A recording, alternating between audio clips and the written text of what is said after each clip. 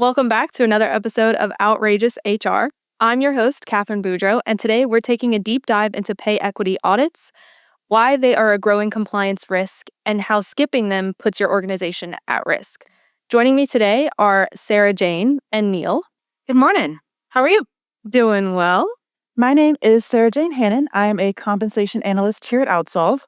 I focus a lot of my job on the external benchmarking projects and assisting Neil with a lot of the pay equity analyses, the regression projects, all the fun stuff that makes sure that your organization is staying compliant and making sure that we are paying the employees properly. Hello again, everyone. I'm Neil Dickinson. I manage our compliance services here at OutSolve. I've been in the industry for quite a while, specializing in all things compliance and compensation, and looking forward to discussing specifically pay equity audits with you today. Thank you all so much for joining us today. Absolutely.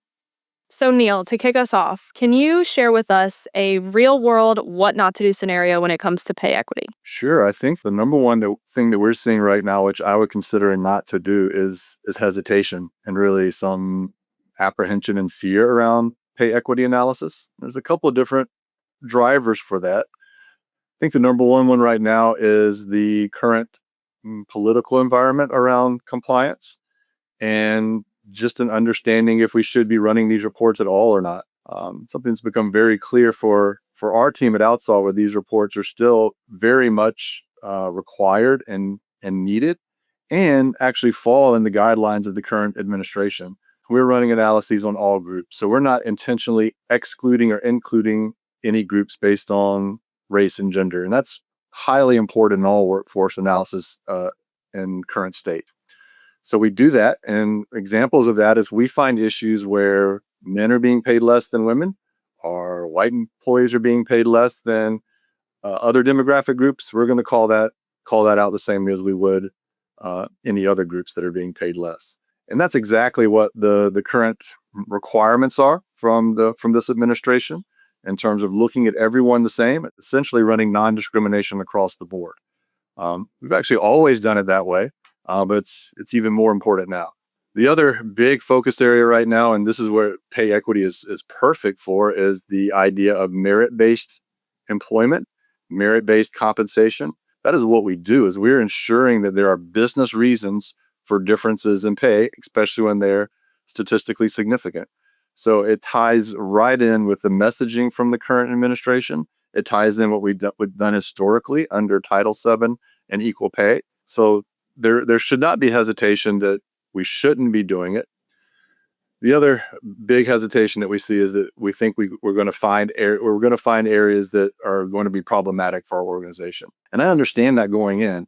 What we generally see, though, is that most organizations look better than they think they will for pay equity analysis. So it really can be a really nice story to tell for the organization, for comp teams, HR teams that have put thought into their HR and compensation practices, that it really plays out. And it's a good story to tell for leadership, board environments, to have that backup and documentation. And you're doing the right thing through ensuring non-discrimination as well. Yeah, Neil, I'll definitely validate that. I know you and I have had a lot of conversations with existing clients, with new clients, on exactly what you just mentioned. Sarah Jane, you've also been part of those conversations. Do you have any real-world examples or applications that you want to share? Yeah, absolutely. So piggybacking actually off of what Neil had mentioned with documentation, we see it all the time where clients are going through mergers, acquisitions, they're expanding rapidly within this current environment, but there are things that are changing, but they're not necessarily documenting what's being changed. We'll run these analyses and we'll have results where there are a male and female in the same job title. The female's been there for 10 years, the male's been there for 5, but the male's making $15,000 more than the female is, and there's not an immediate understanding as to why that's happening. Our biggest thing for clients is always to make sure that any change that's happening in your organization have documentation for it. If there's an acquisition and you've got titles that are being merged with yours, you're doing these analyses and you can't necessarily remember why these titles have changed. Document that there was an acquisition. Document that there was a merger. Anything that you can have in your back pocket to prove why some of these changes are being made and support the decisions that you're making are going to make the biggest difference when it comes to getting the results for these pay equity analyses. It's compliance 101, isn't it, Sarah Jane? It's document, document, document. And if you don't document it, it didn't happen. So it's great advice. Exactly. Well, thank y'all for sharing that. That moves us into our myth versus fact segment. I am going to give you a myth, and one of you will debunk it and tell us the fact. Perfect. All right, first, pay equity analysis is just a simple comparison of average salaries across job titles. I'll take that one. All right. When we're looking at pay equity in an organization, we're not just looking at your average salaries. We are taking into account any factors that your organizations deem relevant to how you're paying your employees. We take into account anything from tenure to education requirements, certifications. We use a few different experience variables. We like to use time and job, time and company. And there's one that's a little bit more difficult for a lot of employees or a lot of employers to track. And I know Neil's going to go into this a little bit later on, which is that outside experience. It's one that can be really useful when it comes to determining pay, but it's one that, unless you're looking at resumes all the time and keeping track of that on the back end, you're going to miss it.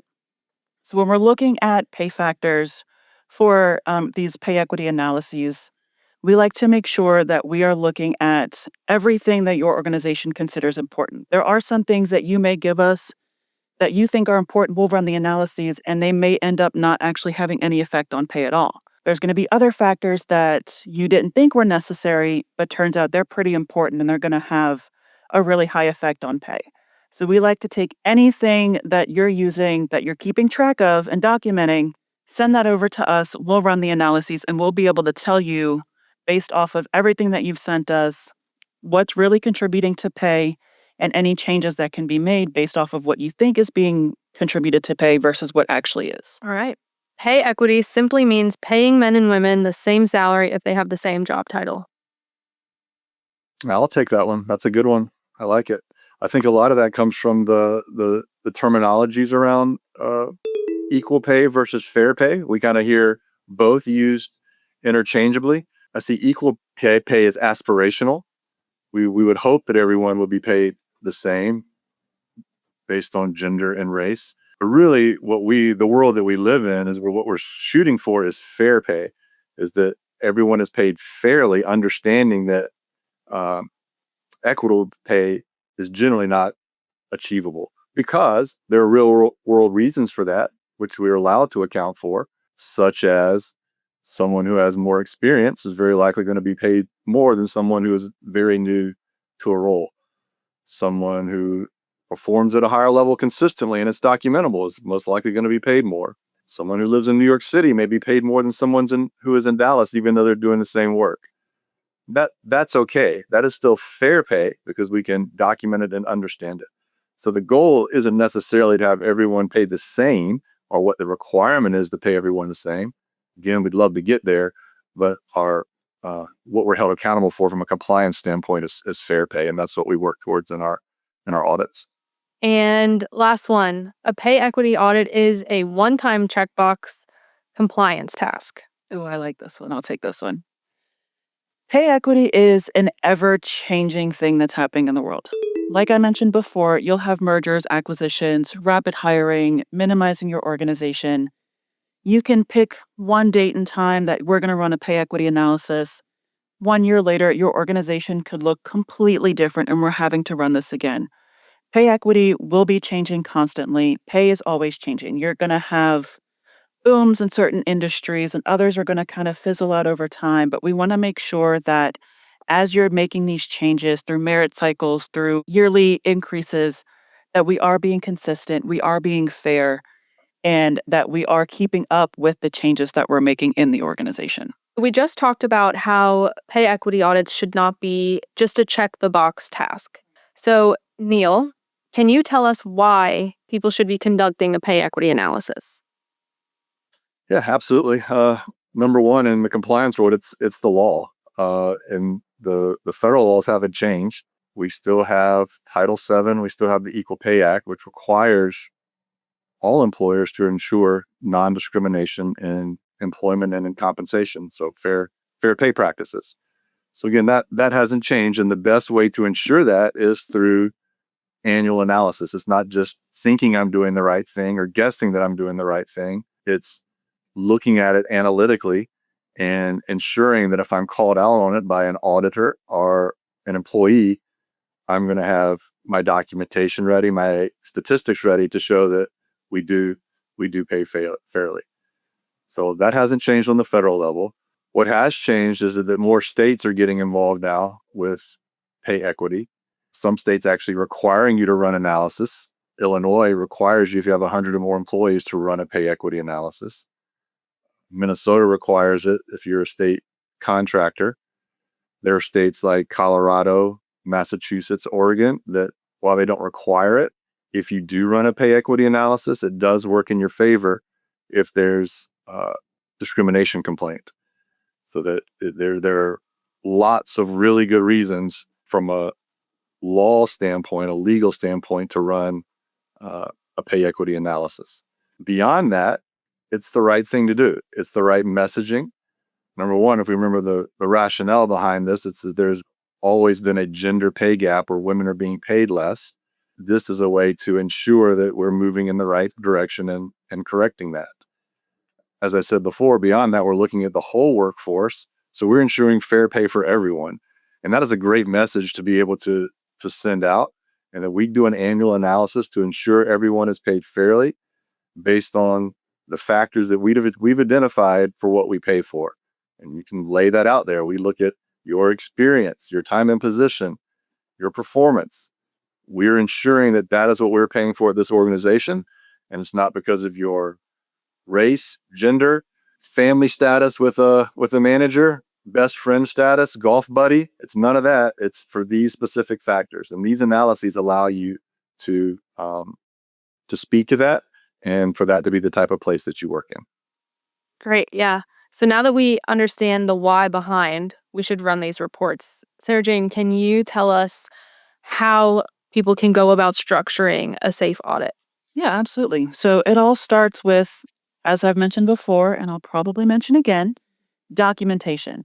It's making sure that we are pulling all the factors that you have in your back pocket that may contribute to pay that we can use in this pay equity audit, and making sure that we are pulling accurate and complete data. When you're running these reports, we want to make sure that we pick one date and time and we're pulling all of your workforce.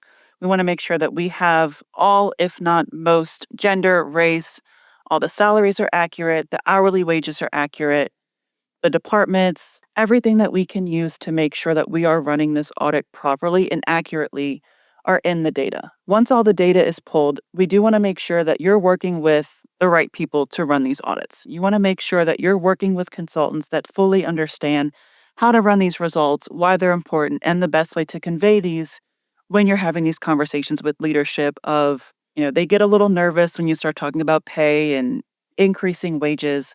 We want to make sure that they're comfortable having those conversations with leadership. And if they're not, working with someone who is comfortable having those maybe tougher conversations. But like Neil mentioned, a lot of times companies aren't as bad off as they think they are.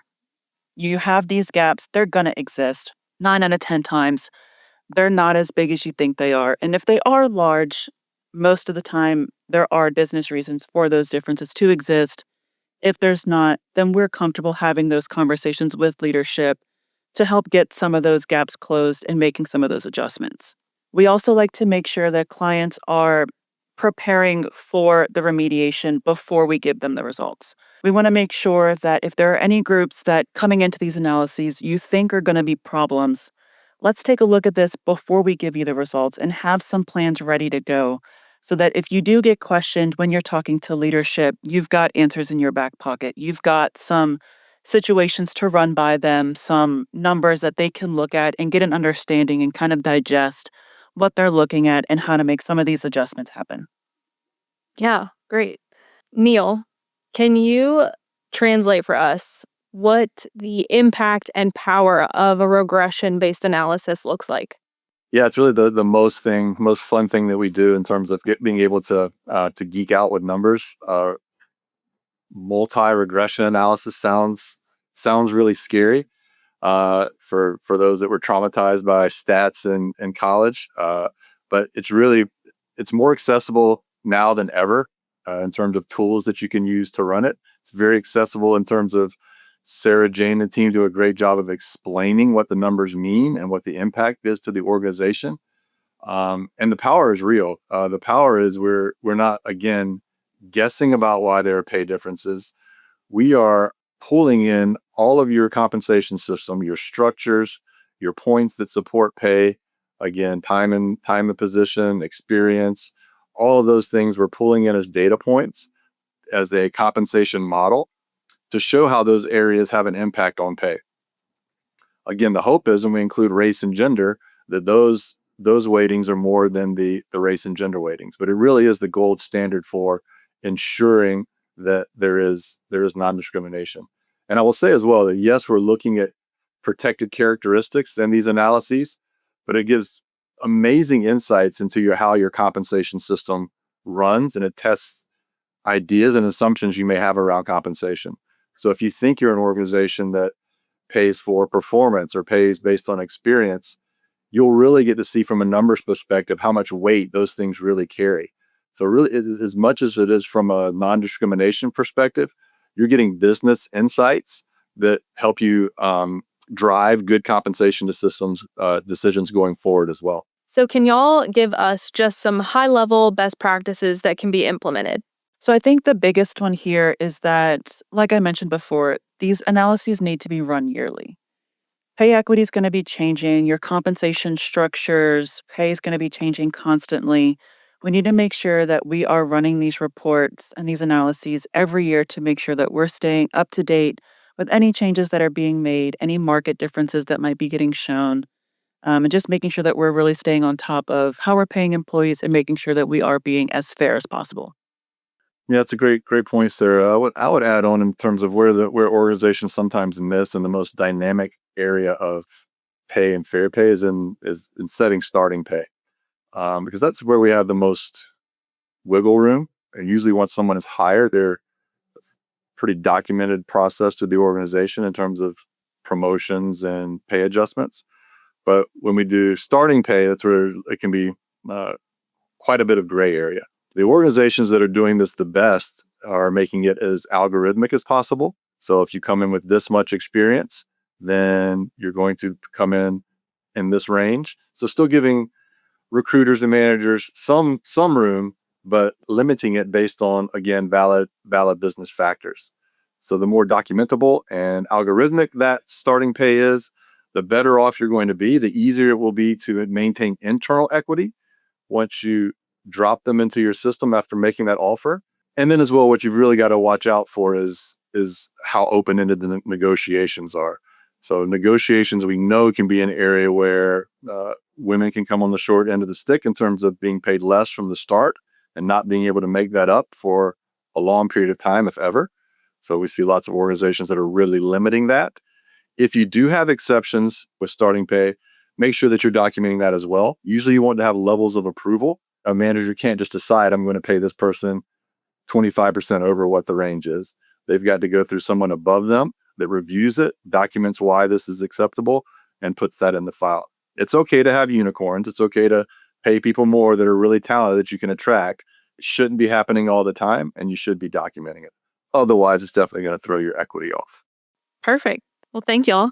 That was a good way to encapture how to have a realistic, real-world approach with everything that we've covered so far. So I have a couple of frequently asked client questions that I want to hit y'all with.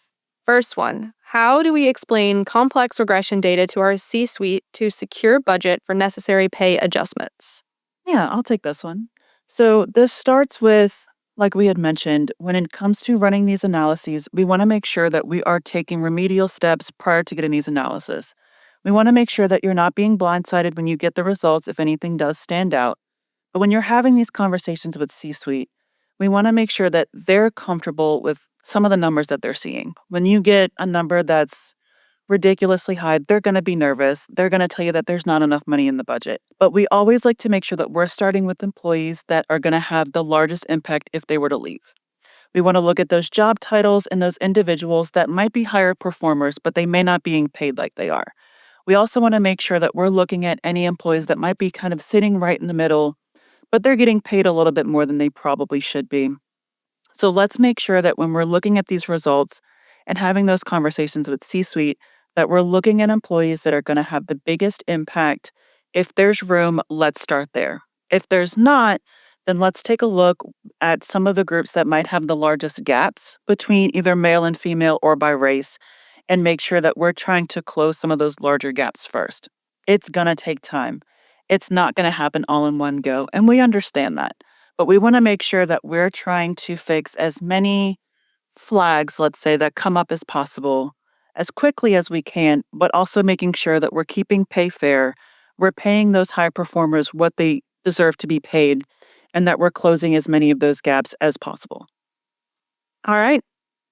Next question. What do we do if the audit reveals gaps we cannot afford to fix all at once? Yeah, it's a good question. I mean, number one, I'll reiterate that it is rare in our audits that we find situations where folks are underpaid based on race and gender, but it does happen, and we do have tools to show what it would take to bring somebody to where they should be. If you can't get there from a budget perspective, that's okay as well. On the federal level, there are laws that allow us to make a plan to bring someone up to where they should be. As long as we have a documented plan, we don't necessarily have to do it all in one big bite. So it really is about identifying where there's a potential issue, identifying a plan to correct it, and then enacting that plan, but does not have to be done, within any specific set amount of time, 2 weeks, 30 days. It's about getting the person to where they should be. Great. I mean, man, y'all must really have a lot of conversations about this, huh? All the time.